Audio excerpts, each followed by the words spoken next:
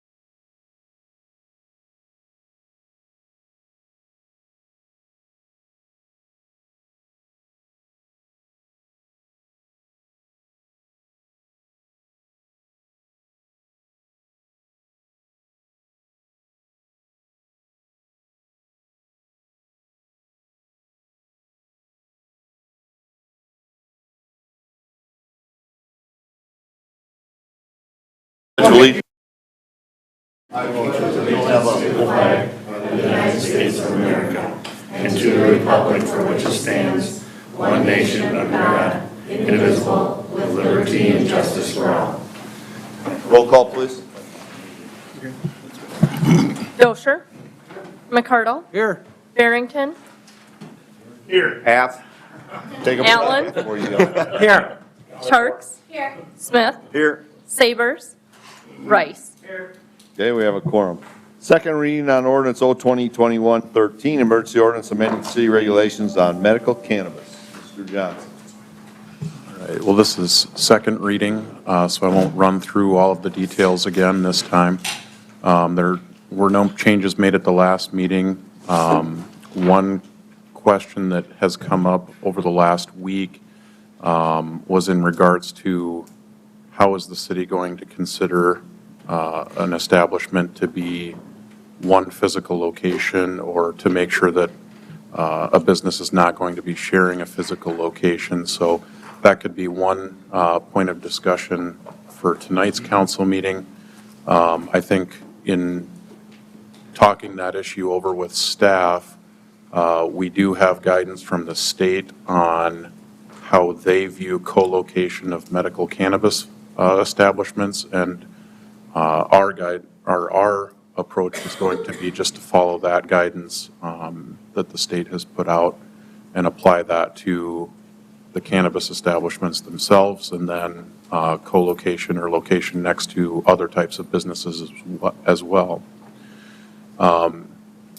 Because we're on second reading tonight, and because we need this to go into effect before the state publishes and puts their rules into place, it's going to be my recommendation that we don't make any changes to the ordinance itself to clarify that, but that we would build that guidance into the application itself so that an applicant would understand that guidance.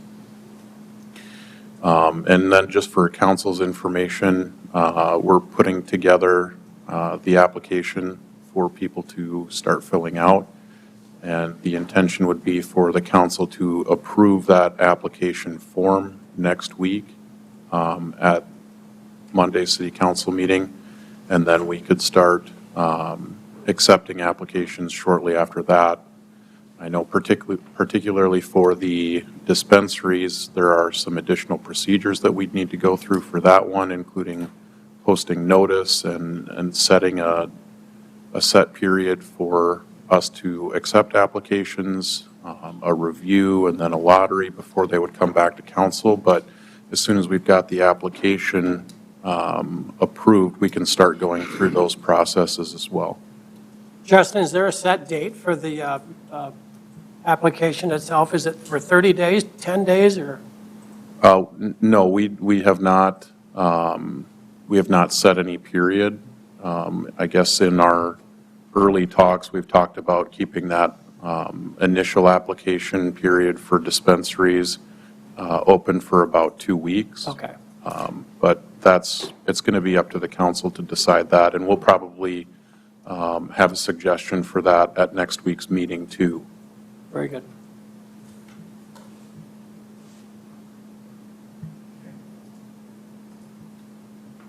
All right, on second reading, we'll entertain a motion.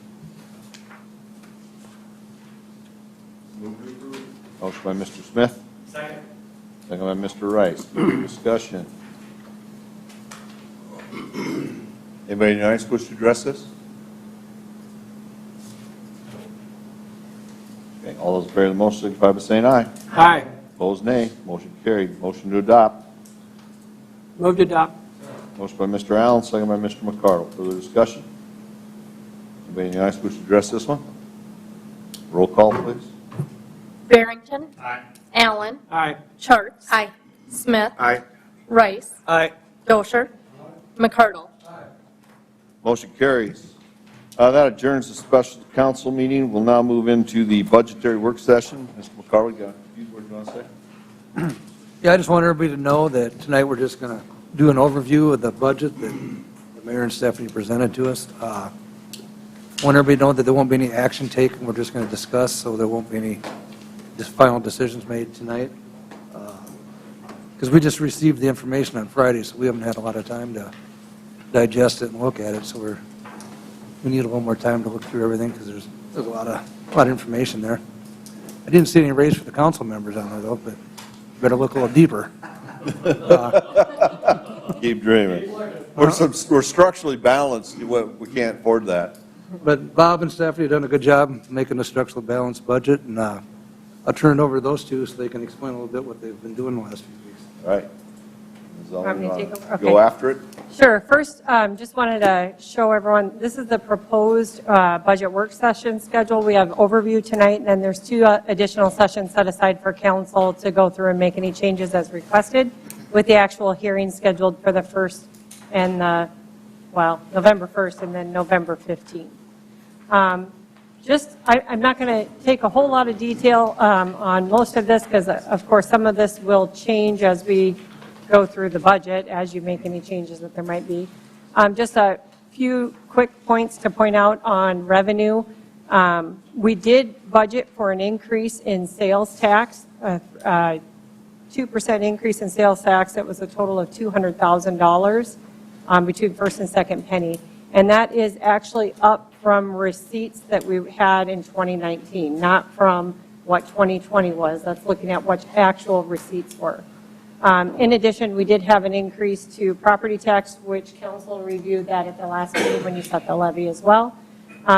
You can see the difference here in the proposed versus the 2021 budget. The major difference is that we have less projects that are being funded through bond revenue in the general fund.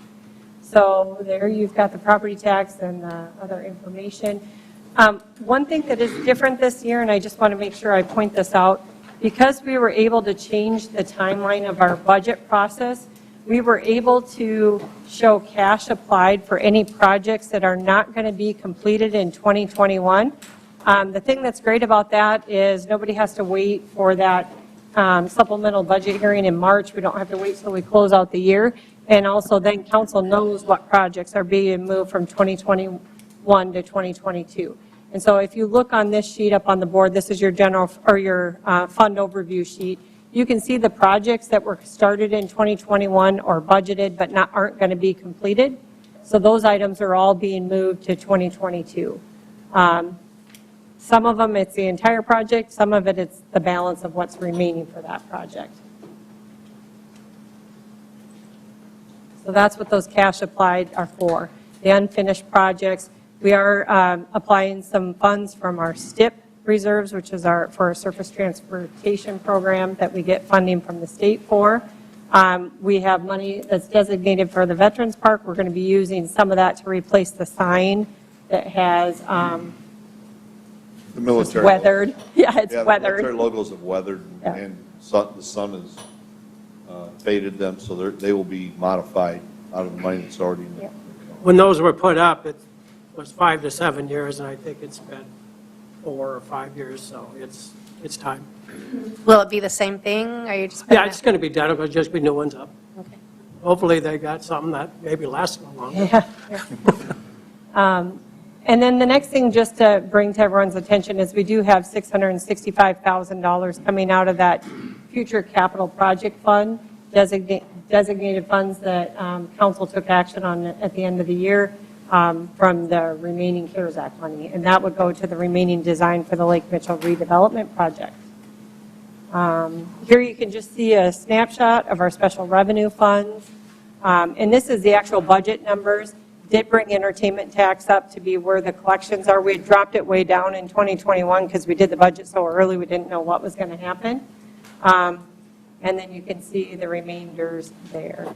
This is a little bit different, the lake fund. This is going to be the first year that you see that as a special revenue fund. The revenue is high because there's some money coming in from general fund out of that capital projects. But then also we have 2 grants that are being accounted for in that budget, both the NACA grant and then the non-point source funds we get from the SRF. So you'll see that too, but that's new this year. Enterprise funds, you can see the comparison for the budgeted revenue there. I guess nothing, the main difference here with EMS, that might look like the revenue's going way up, but that's just because we had cash to apply this year from CARES Act money, and next year it's showing as a general fund transfer. The major difference here in water is we have a large project, actually, in wastewater too. We have several large infrastructure projects going on, but one of them dropped off here from 2021. And I have the breakout of those listed for you to look at as well. I'll make this a little bit, maybe. I can't run this more. This just shows those other funds outside of general fund. Well, you can see general fund being the highest expenditure. But then the other funds as well, the 2021 to 2022, not a whole lot of differences. We don't have a whole lot of new revenue to allocate elsewhere, but that is absorbed within the budgets. This one here just shows you the general fund budgets by department. So you can see transfers out is always our largest budget, or one of our largest. That is the money that we send out to other funds for operations. That would be Park and Rec, Corn Palace, Community Services, 911, EMS, Lake, because we're sending that designated cash over, as well as a debt service payment. And these are the remaining budgets that are not general fund. You can see the majority of that comes into infrastructure there again.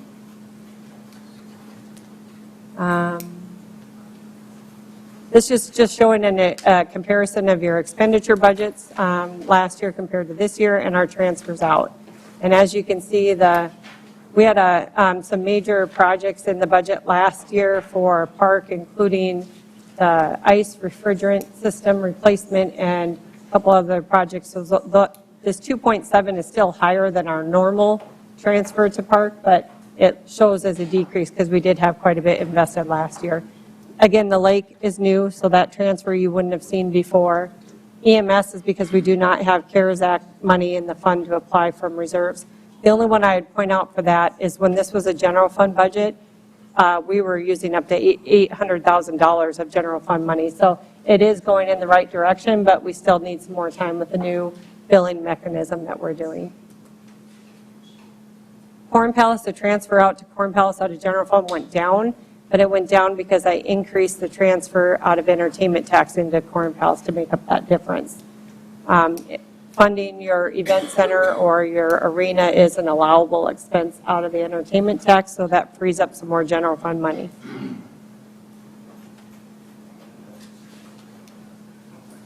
And there you can see where that increase went up in the entertainment tax to the Corn Palace. Again, the cash applied from reserves, we do not use this for operations. We only use it for intended capital purchases or projects. So although it looks like a lot coming out of general fund 2.8, I just want to remind you that, again, that's a lot of that is, well, 1.5 million is being carried forward from projects from 2021 to 2022. The other 1.3 here is for the future capital Lake Mitchell design, our STIP funds, which are designated reserves, and the Veterans Project as well. So we're not using any reserves for operations. It's really just for those capital projects. See if I can pull this back. Okay. Sanitation fund, the reserves there, that's going towards the Cell 2 construction.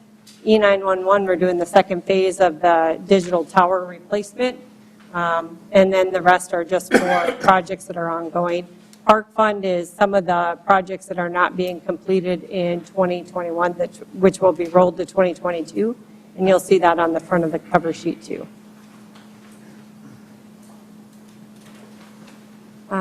This is just our estimated undesignated cash balances at the end of 2021, what we anticipate from 22.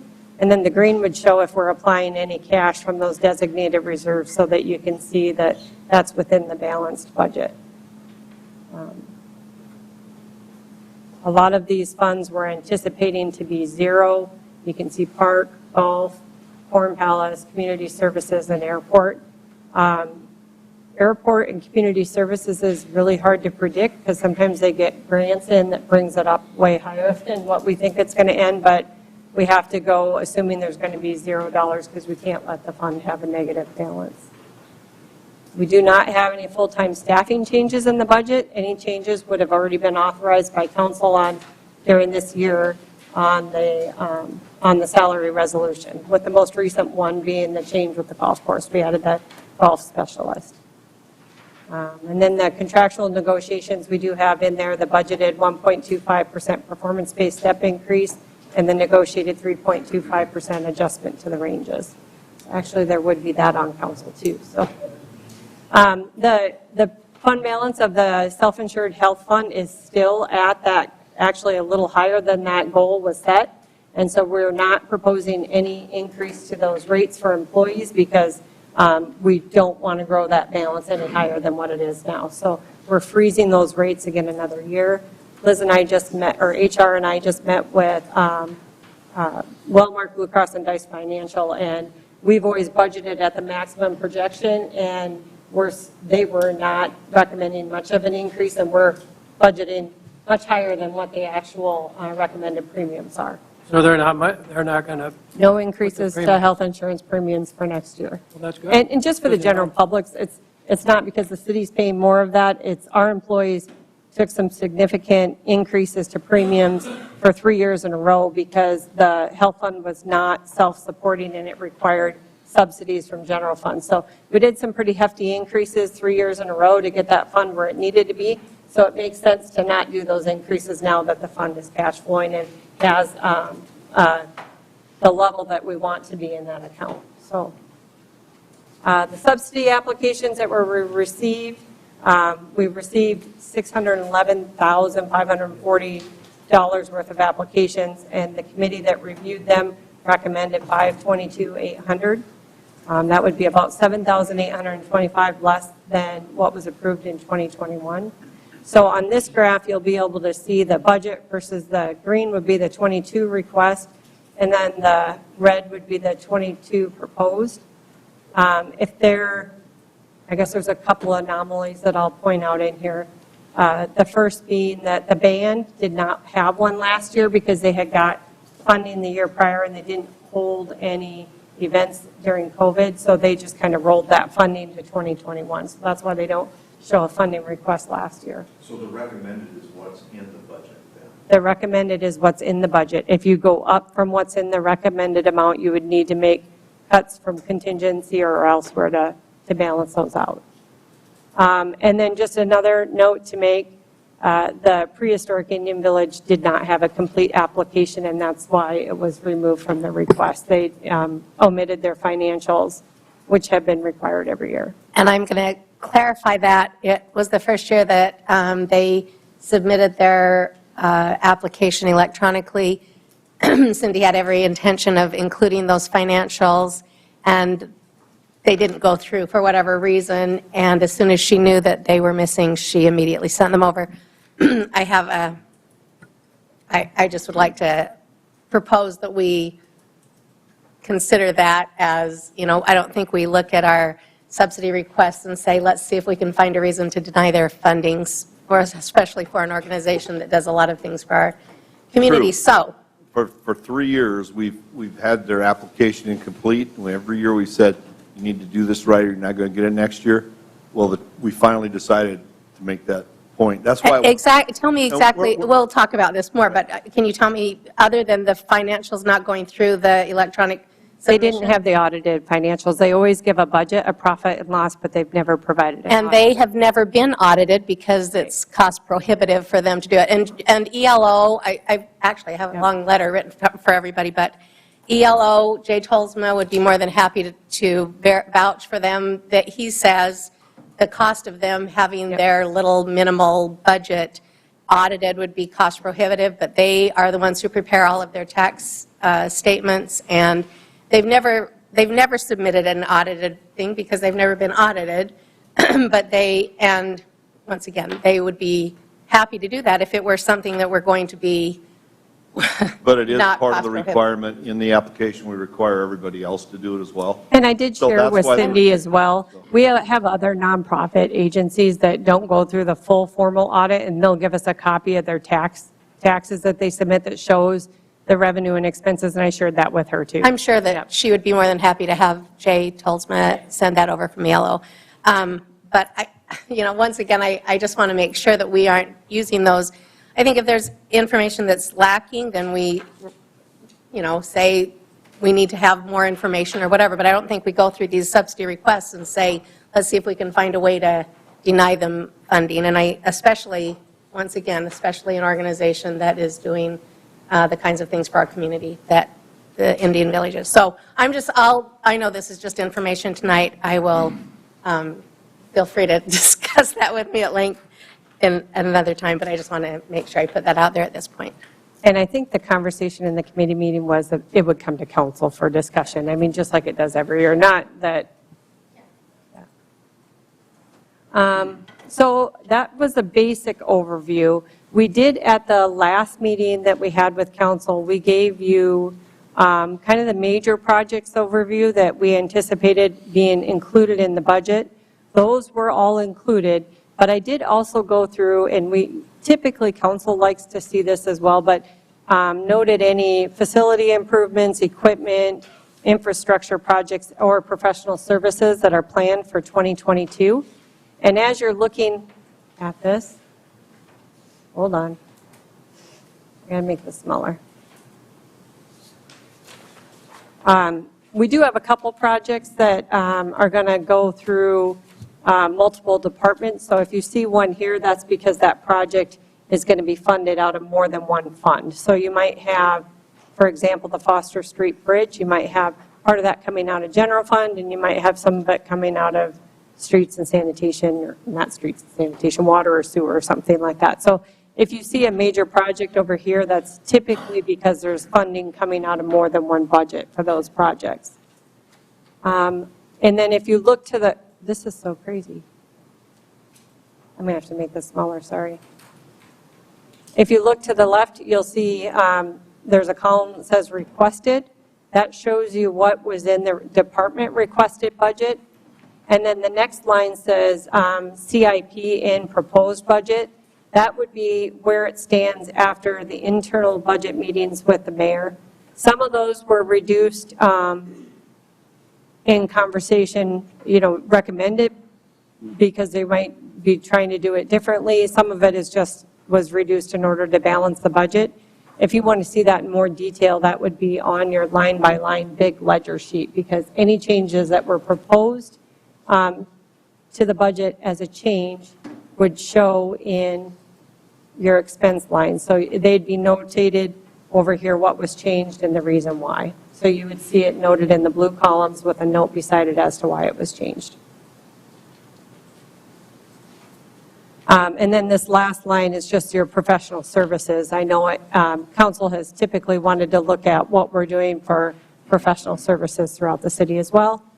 On the bottom of the page, you can see that we have, out of the $42 million worth of capital requests, we have included in the budget $37,985,000, and then there's another $981,000 worth of professional services. You can see the breakout for, I'm going to make this bigger. So out of those capital improvements, $32 million is infrastructure, then we have $1.6 million in equipment, $4.2 in facilities, and then there's your professional planning, $981,000. And then this will show you the breakout by fund. And as you can see, our largest ones are water and wastewater, pretty typical because those are major utility projects, and then also the general fund, and that's going to have your street and sidewalk construction accounts in there, and then also your lake fund. I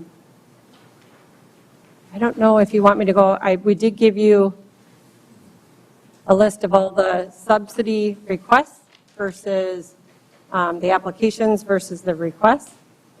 Got to get over a ways. And then so you'll see what they were approved in 2021, what the application for 2022 is, and then what that committee recommendation is. And I know I've probably given you a whole lot of information. I guess the main thing to look at is that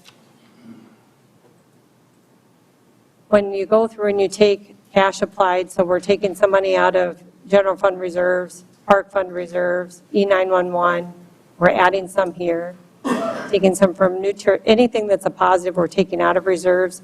Wastewater we're adding a little bit in, but this is a line that we always like to look at, that budget is structurally balanced as you're looking at it now. So if you want to keep that structurally balanced, if you're going to add any expenses into the expenditure budgets, at least in the general fund, you'll want to reduce that expense elsewhere to keep it balanced. One item I guess I didn't review is our contingency right now is actually set pretty high for what we've done in the past. It's at $939,654. We've been down as low as $700, but I do want to point this out. When we had it down at a lower level, we weren't spending it all, but the last 3 years you have fully spent 100% of that contingency. So just keep that in mind when you're determining what that level should be. Now, granted, some of those contingency items were not emergency repairs. They were decisions that you made to fund something after budget was approved. So it's not like we had $800,000 worth of oopses come up. It was other, project priorities that came up based on funding and that kind of stuff. But we are utilizing a lot more of that. So if council sees something that you would prefer to put in budget, you could reduce that contingency down to $700,000 and you'd probably be okay, as long as you're not going to approve additional projects in the after the 2022 budget's done. So you're saying we got $250,000 to play with, or what? Well, no, I'm saying only I think that amount should only be reduced if you're not going to approve additional projects that come up next year, because the issue that we got into this year a little bit is we had the contingency funds fully expended by June, and now we've had a mower break that we couldn't replace. We haven't got into snow removal, so we don't know what that cost is going to be. So just be cautious of that if you're going to reduce that, then just know that you probably shouldn't be adding more projects in after the budget's done next year. Does that make sense? Yes. Okay. And that's all I have for overview. I can answer any questions, or the mayor can go through something in more detail for you. Otherwise, this is usually where I turn it over back to the council for discussion or questions.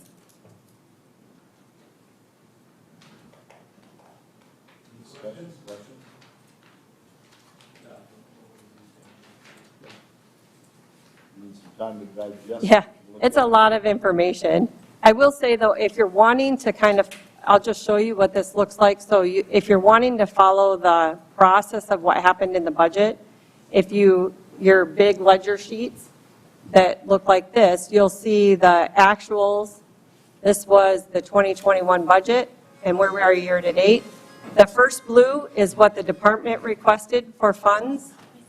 Then you'll see admin changes would be changes that we made reviewing the budget. Anything that was in this column was also discussed as part of the mayor review when we meet internally. You'll see that we made notes beside the side, like here at this point, we didn't know what growth was going to be, but we had the CPI. Well, here we got growth, so we added it in. So that would be the final changes with any notes from those meetings or those changes. And then right here is where we stand with what you're looking at for the fund overview. So this proposed budget is everything that's currently included. Does that make sense? I did hand out to everybody this morning because when I was totaling things up to determine how much subsidies were in the Corn Palace, I forgot to delete a line, so I had to reprint the Corn Palace budget for you and your fund overview because that was incorrect. So I got that corrected, and that's on your desk this morning. Or tonight, I guess it's not morning. I will say this is the best in the time I've been mayor that they've come in with a budget. We were under $1 million over the budget when we started. Usually we're 4 or 5 million over. So I'd appreciate department heads taking a hard look at their budgets. Yeah, I would say too, like usually we can go through and you can reduce things back to what actuals have been. Department heads did so good that they came in with what they're actually doing for the most part in all their requests. So there really wasn't any easy, low-hanging fruit to go after. It was more looking at what's the priority for those capital projects moving forward into 2022.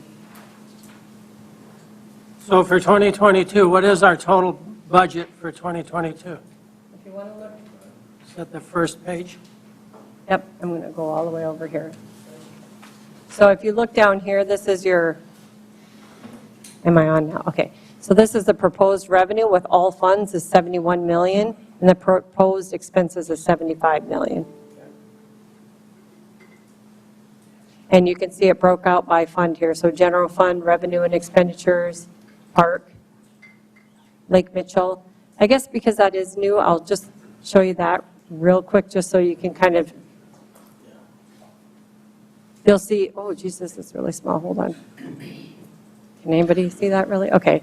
So you'll see for the revenue, we've got the NACA grant that we just had a presentation on, and actually this is Ducks Unlimited, but I think this is actually the non-point source funds. Right. We clarified that, right? Right. And then you'll see the transfer in from general fund, 223,382 is to cover the debt service at the Kelly property, and the rest is for that professional services design of the Lake Mitchell redevelopment project. And then you'll see these expenses. There's that professional services for Lake Mitchell redevelopment. You've got $2,295,000 in watershed improvements, so that's projects that will be for the Kelly wetland, as well as the other NACA grant projects that they're doing farther upstream. And then there you see our debt service payments with the principal and interest. By setting this up as a special revenue fund, you're going to just, it makes it more clear how much of this is going to the lake versus having it kind of show before in the water fund. So this is just a clearer way to show the public what we're doing with the lake. We will have to ask council at the end of this year to, I don't remember what that, we have to do a resolution saying that you're taking the money from the POET use of the lake water and putting it into this lake fund, because when that agreement was originally established, we were still taking water out of Lake Mitchell, so that was our water source. So the auditors have said we have to do this resolution at the end of the year in order to make sure that we're okay moving that money into the lake fund.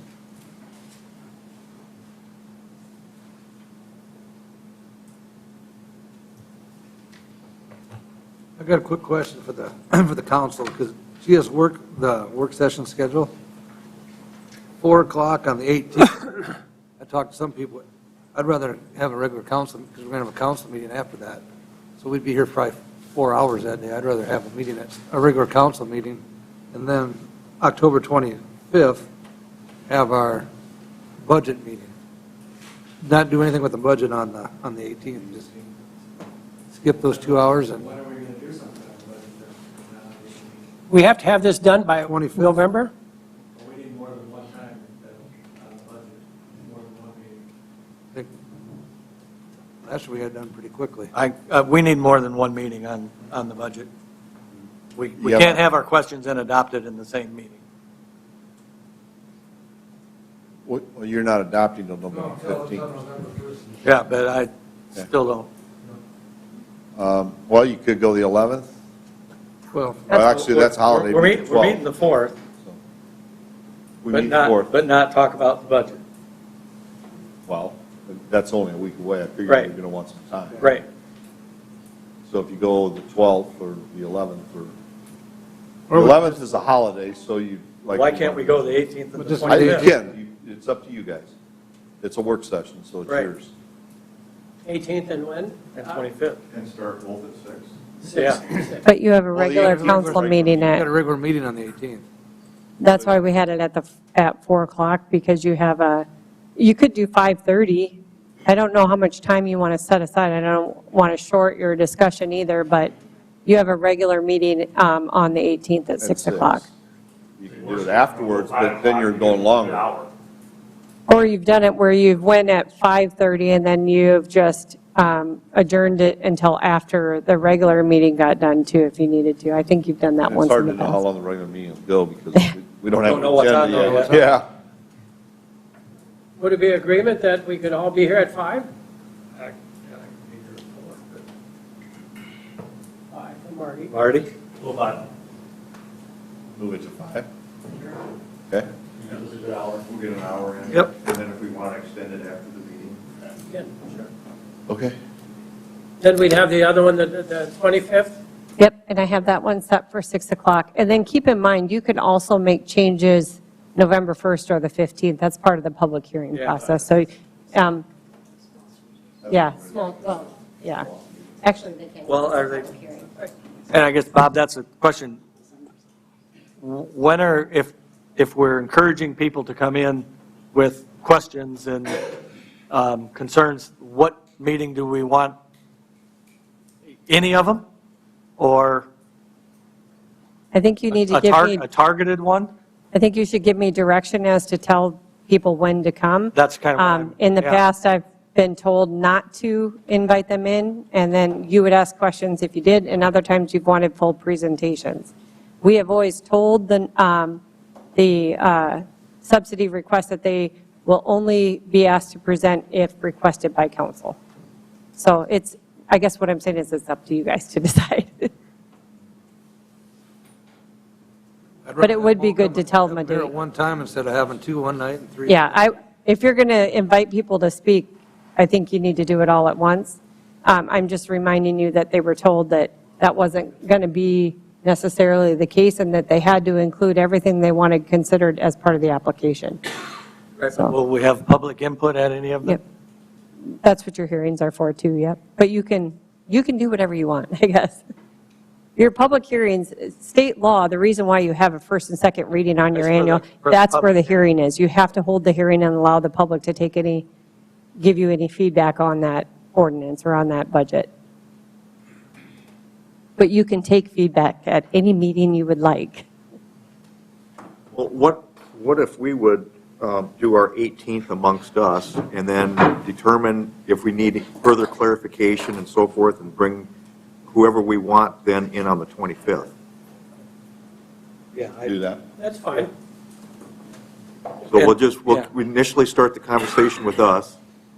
We'll work through it on the 18th, And then if we want Stephanie to contact somebody, then we'll have them come in. Yes, anybody from the public can come on November 1st, that's here. Yep. Of course. Yeah. Yep. Private citizen, whoever. And then I guess my second question is going to be, is this format that you've gotten with the tracking all of the changes to the budget, does that work? Or would you Yeah. rather have the big budget documents? I think this gives you a little bit more context because you see the notes and the discussions that we've had during the process. Okay. I'll go print you a bunch of books if you want big.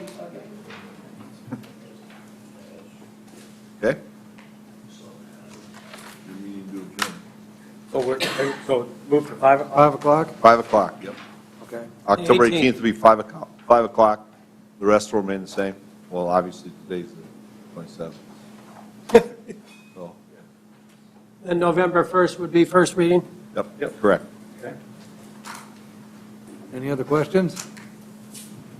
Then we'll be adjourned.